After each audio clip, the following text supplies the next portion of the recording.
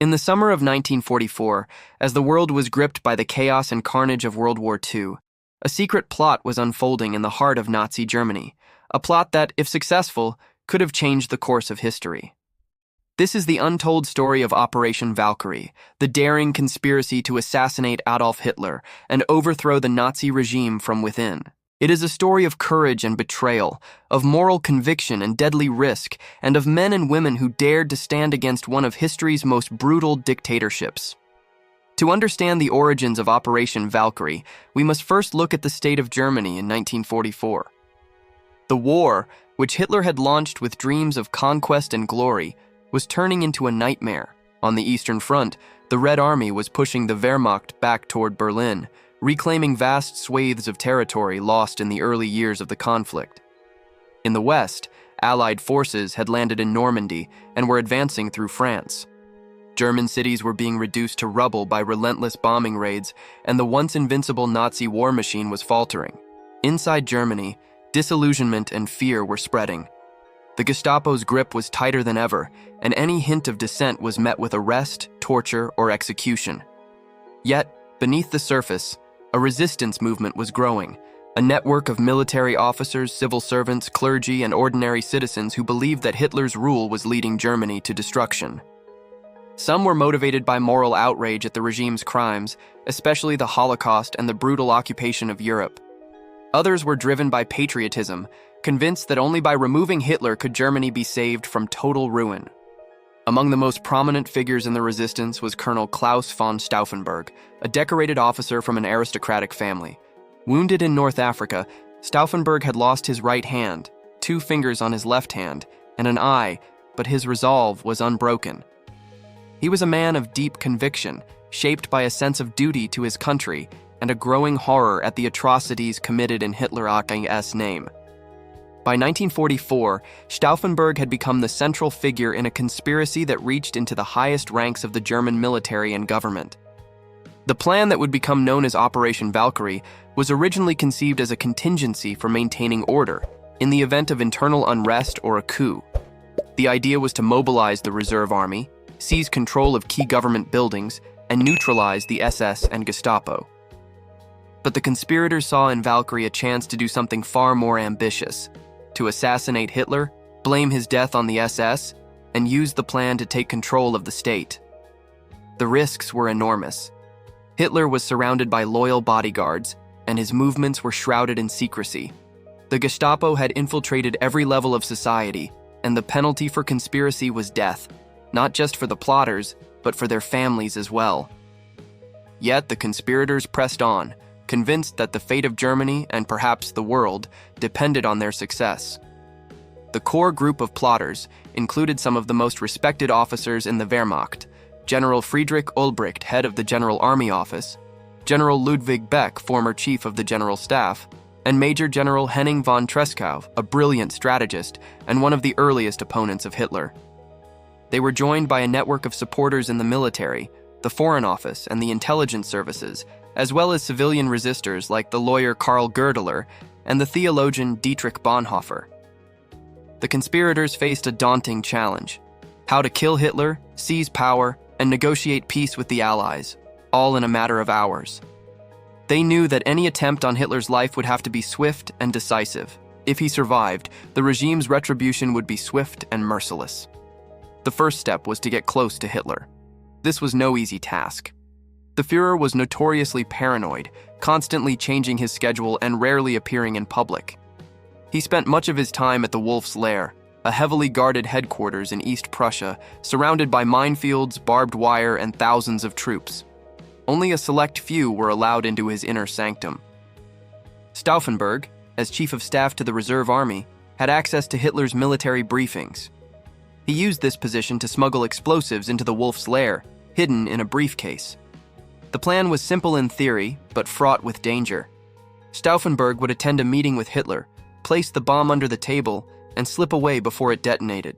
At the same time, his co-conspirators in Berlin would activate Operation Valkyrie, mobilizing the reserve army to seize control of the government and arrest key Nazi leaders. The plot was set in motion on July 20th, 1944. Stauffenberg flew to the Wolf's Lair, carrying a briefcase packed with British-made plastic explosives and a pencil detonator. The meeting was held in a wooden barracks rather than the usual concrete bunker, a detail that would prove crucial. As the briefing began, Stauffenberg excused himself, leaving the briefcase under the table near Hitler. Minutes later, the bomb exploded, tearing through the room and killing several officers. But Hitler survived. Miraculously, he escaped with only minor injuries: a ruptured eardrum, some burns, and a tattered uniform. The heavy oak table had shielded him from the worst of the blast, and the position of the briefcase had been shifted by another officer, saving Hitler's life. The plotters in Berlin, unaware that Hitler had survived, launched Operation Valkyrie, seizing key buildings and arresting SS officers. For a few tense hours, it seemed as if the coup might succeed. But as news spread that Hitler was alive, the momentum shifted. Loyalists rallied to the Führer, and the conspirators were quickly overwhelmed. Stauffenberg and several others were arrested and executed that same night. In the days that followed, the Gestapo unleashed a wave of terror, arresting thousands and executing hundreds. The dream of a free Germany, liberated from Hitler's tyranny, was crushed. Yet the legacy of Operation Valkyrie endures. The courage of the plotters, their willingness to risk everything for a cause they believed in, has inspired generations. Their story is a testament to the power of conscience, the importance of resistance, and the enduring hope that even in the darkest times it is possible to stand up to evil.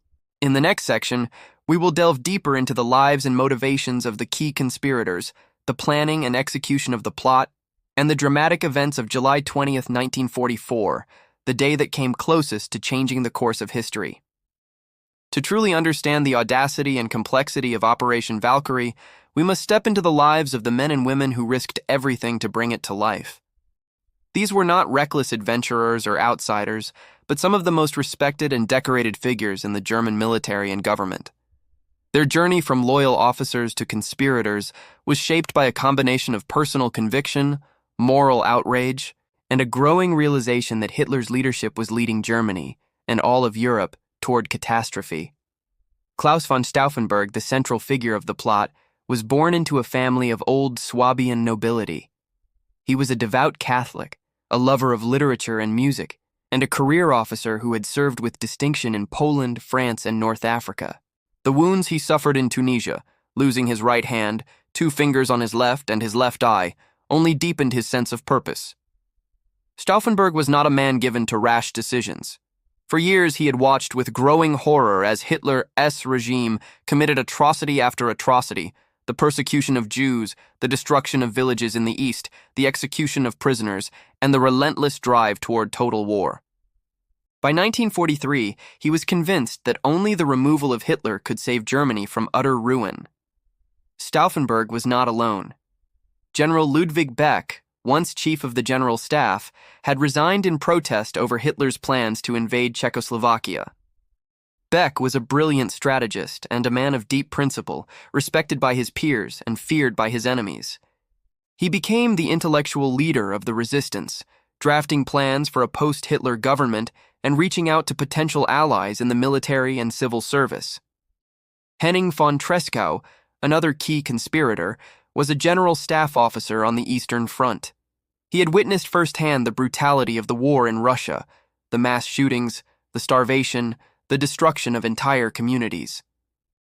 Tresckow was among the first to attempt to kill Hitler, organizing a failed bomb plot in 1943. His determination never wavered, and he became the chief recruiter for the resistance, persuading others to join the cause. The civilian side of the conspiracy was represented by figures like Karl Goerdeler, the former mayor of Leipzig, and Julius Leber, a social democrat and former Reichstag member. Both had been outspoken critics of the Nazis from the beginning, and both risked their lives to build bridges between the military and civilian resistance. The theologian Dietrich Bonhoeffer, a leading figure in the Confessing Church, provided spiritual guidance and helped smuggle information to the Allies. The conspirators faced enormous obstacles. The Gestapo was everywhere, and the penalty for even discussing resistance was death. Trust was hard to come by, and betrayal was a constant threat. The group was riven by disagreements over strategy, timing, and the shape of a post-Hitler Germany. Some wanted to negotiate peace with the Western Allies while continuing the fight against the Soviets. Others dreamed of a democratic Germany, free from militarism and dictatorship. Despite these challenges, the plotters pressed on. They knew that time was running out. By the summer of 1944, the war was going badly for Germany. The Allies had landed in Normandy, the Soviets were advancing in the east, and German cities were being destroyed by bombing raids. Morale was collapsing, and even some of Hitler's closest associates were beginning to doubt his leadership. The plan for Operation Valkyrie was both bold and intricate. The conspirators would use the reserve army, a force of several 100,000 troops stationed in Germany, to seize control of Berlin and other key cities. The pretext would be a supposed coup by the SS, blamed for Hitler's assassination. Once the reserve army was mobilized, the plotters would arrest leading Nazis, disarm the SS, and take control of the government. A new administration, led by Beck and Goerdeler, would negotiate peace with the Allies and attempt to save Germany from destruction. The most dangerous part of the plan was the assassination itself. Hitler was notoriously difficult to reach, surrounded by layers of security and constantly changing his schedule. Several previous attempts had failed.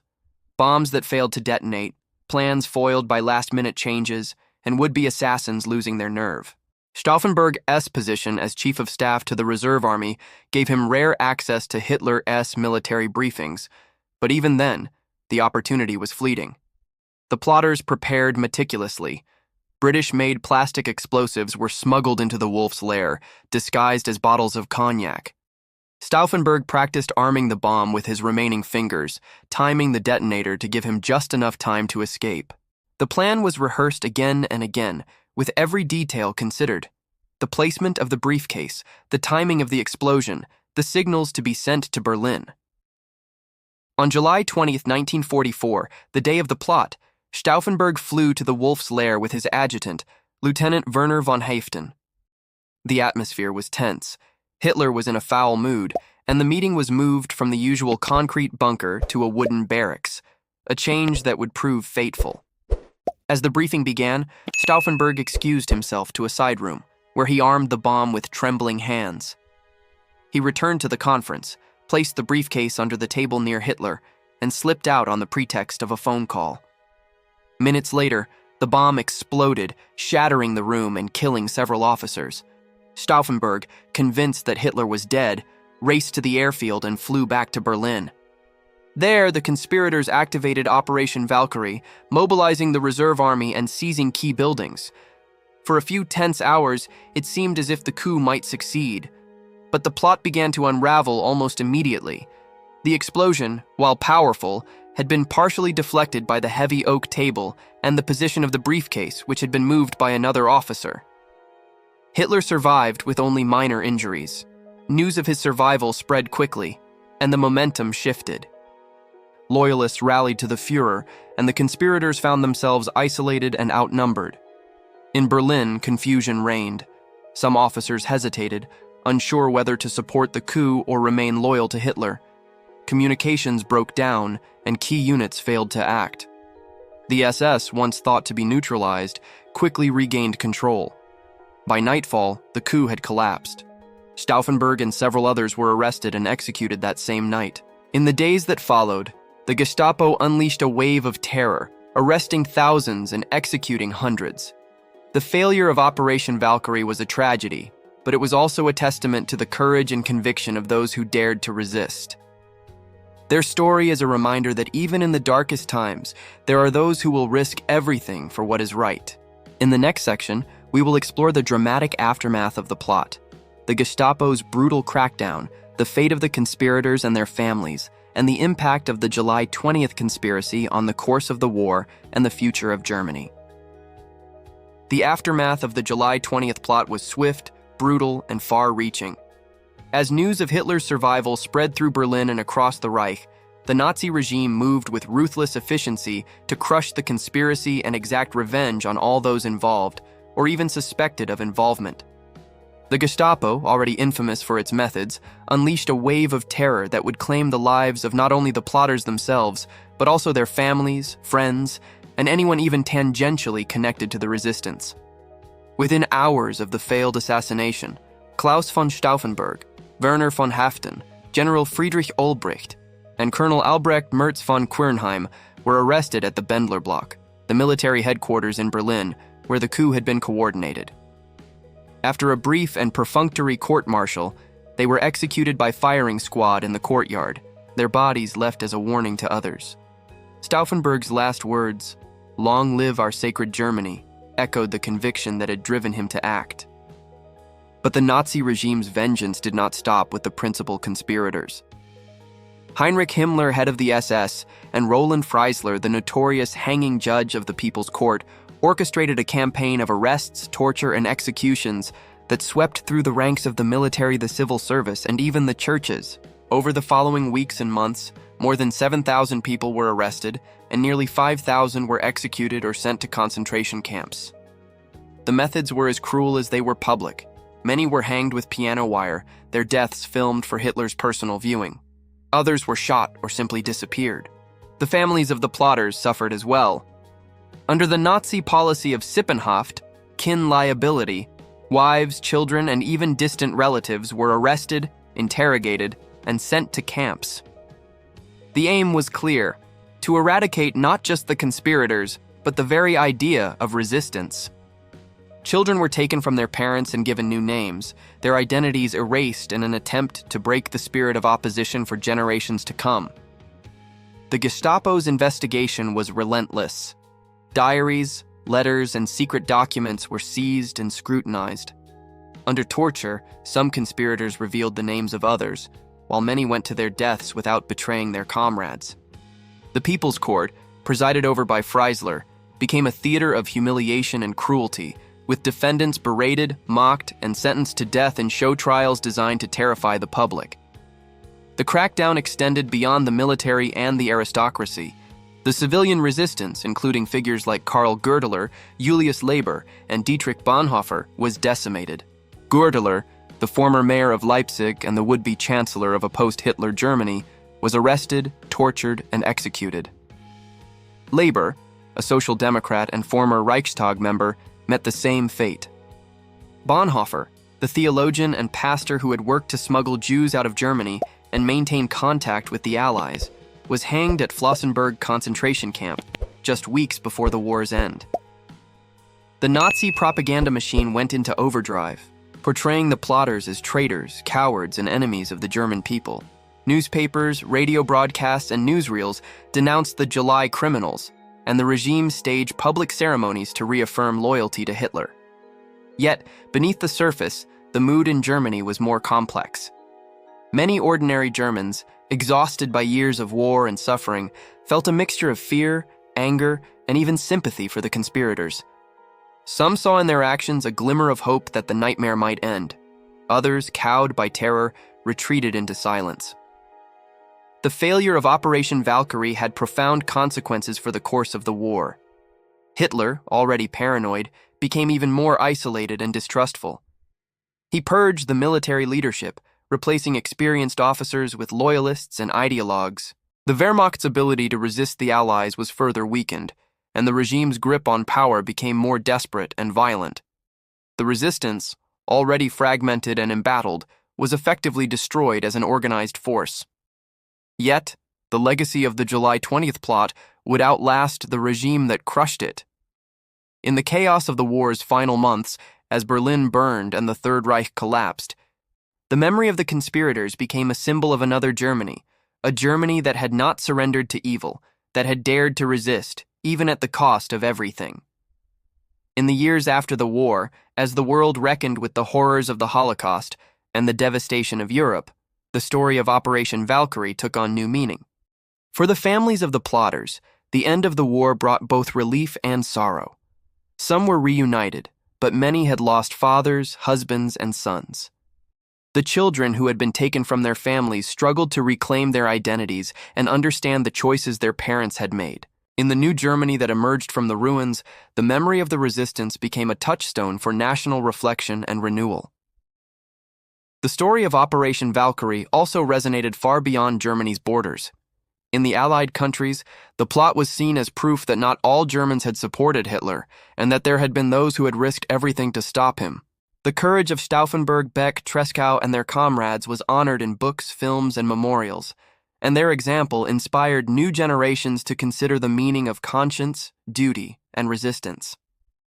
In the next section, we will explore the long-term impact of the July 20th conspiracy, how it shaped post-war Germany, influenced the process of reckoning with the Nazi past, and became a symbol of moral courage in the face of tyranny.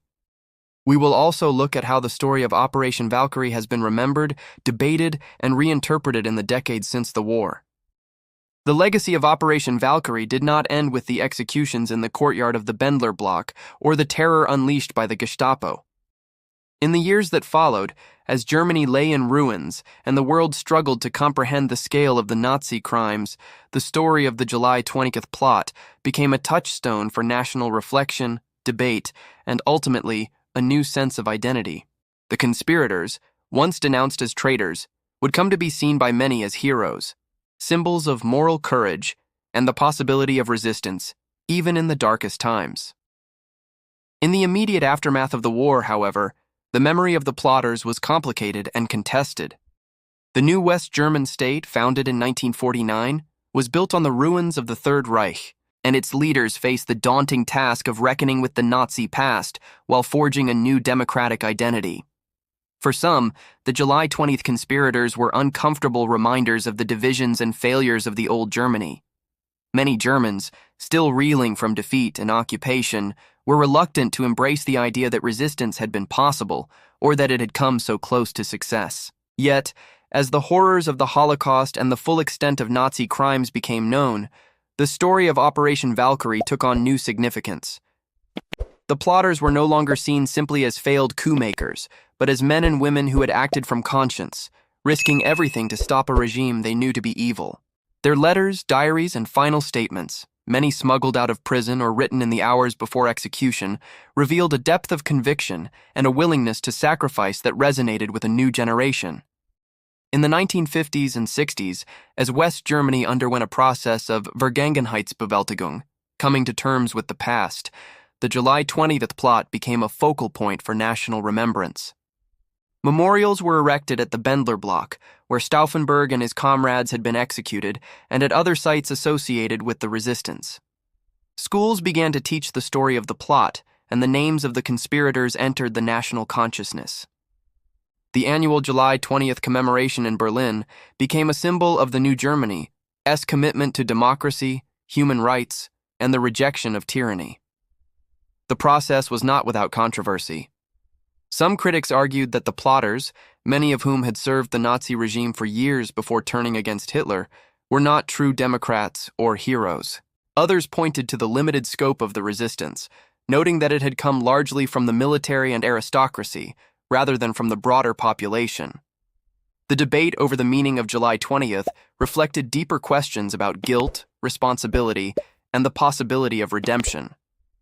Despite these debates, the story of Operation Valkyrie became a source of inspiration, both in Germany and around the world. The image of Stauffenberg, standing tall despite his wounds, facing death with dignity and resolve, became an icon of moral courage. The letters of Treschow, Beck, and Bonhoeffer, with their eloquent reflections on duty, faith, and the struggle against evil, were read and quoted by students, politicians, and activists. The plotters' willingness to act, even when success seemed impossible, offered a powerful lesson. That resistance is always possible, and that conscience can survive even in the most oppressive circumstances. The legacy of the July 20th conspiracy also shaped the way Germany remembered the Nazi era. In the East, the communist regime of the German Democratic Republic was initially reluctant to honor the plotters, viewing them as representatives of the old elite. But over time, even in the East, the story of the resistance found a place in the national narrative. After reunification in 1990, the memory of Operation Valkyrie became a shared symbol of the German people's capacity for self-reflection, renewal, and the rejection of dictatorship. Internationally, the story of the July 20th plot has been told and retold in books, films, and documentaries. From early post-war accounts to Hollywood productions like Valkyrie, starring Tom Cruise as Stauffenberg, the conspiracy has captured the imagination of audiences worldwide. These portrayals have sometimes simplified or dramatized the events, but they have also helped to keep the memory of the resistance alive, introducing new generations to the moral dilemmas and human drama at the heart of the story.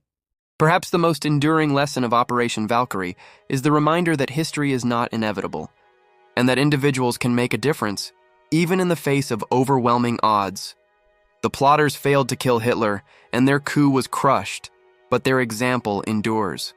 They remind us that conscience, courage, and the willingness to act are the foundations of a just society. In a world still scarred by violence, oppression, and the abuse of power, their story remains as relevant as ever. In the next and final section, we will reflect on the meaning of Operation Valkyrie for our own time, the lessons it holds for the future, and the remarkable truth that even in the darkest chapters of history, there are those who dare to resist. The story of Operation Valkyrie, and the men and women who risked everything to bring it to life, continues to echo through history, not just as a tale of failed assassination, but as a profound lesson in the power and necessity of resistance. As we look back from the vantage point of the present, the July 20th conspiracy stands as a stark reminder that even in the most oppressive regimes, there are those who refuse to be complicit, who choose conscience over comfort, and who are willing to sacrifice everything for a greater good. In the decades since the end of World War II, the legacy of the Valkyrie plot has grown, not diminished. In Germany, the names of Stauffenberg, Beck, Treschow, Bonhoeffer, and their comrades are now spoken with respect and gratitude. Streets, schools, and public buildings bear their names. The Bendler Block, once a place of execution, is now a memorial and museum, visited by thousands each year who come to honor the memory of the resistance. The annual July 20th ceremony, attended by German leaders and foreign dignitaries, is a solemn reminder of the price of freedom and the importance of moral courage. But the lessons of Operation Valkyrie are not confined to Germany. Around the world, the story has inspired those who struggle against tyranny, injustice, and the abuse of power. The plotters' willingness to act, even when success seemed impossible, has become a touchstone for dissidents, activists, and ordinary citizens facing their own moments of decision. Their example challenges us to ask, what would we do in their place? Would we have the courage to resist, to speak out, to risk everything for what is right? The story also serves as a warning. The failure of the July 20th plot reminds us that resistance is never easy, and that the forces of oppression are often ruthless and relentless. The conspirators were brave, but they were also divided, by class, by ideology, by doubts about the future. Their plan was bold, but it was also flawed, hampered by secrecy, mistrust, and the sheer difficulty of striking at the heart of a totalitarian regime. The aftermath, the executions, the terror, the suffering of families, shows the terrible cost of standing up to evil, but also the even greater cost of doing nothing. In the years since the war, historians and philosophers have debated the meaning of the July 20th conspiracy. Some have criticized the plotters for acting too late, or for seeking to save Germany, rather than to end the suffering of others. Others have pointed out that many in the resistance had once supported Hitler, or had been complicit in the crimes of the regime. But these debates, while important, do not diminish the essential truth, that in a time of darkness, there were those who chose to resist, and who paid for that choice with their lives. For the families of the conspirators, the legacy is deeply personal. Many grew up in the shadow of loss, but also in the light of pride. Their stories, once whispered in private, are now part of the national narrative. The children and grandchildren of the plotters have become advocates for remembrance, education, and the defense of democracy. Their voices remind us that the fight against tyranny is never finished, and that each generation must find its own way to stand up for what is right. Operation Valkyrie has also become a subject of art, literature, and film. From memoirs and biographies to novels and movies, the story has been told and retold, each time revealing new facets of the human drama at its core. The image of Stauffenberg, placing the briefcase under the table, has become an icon of resistance, a moment when one man's decision could have changed the course of history. The letters of Bonhoeffer, written from prison, continue to inspire those who seek to reconcile faith and action, conscience and courage.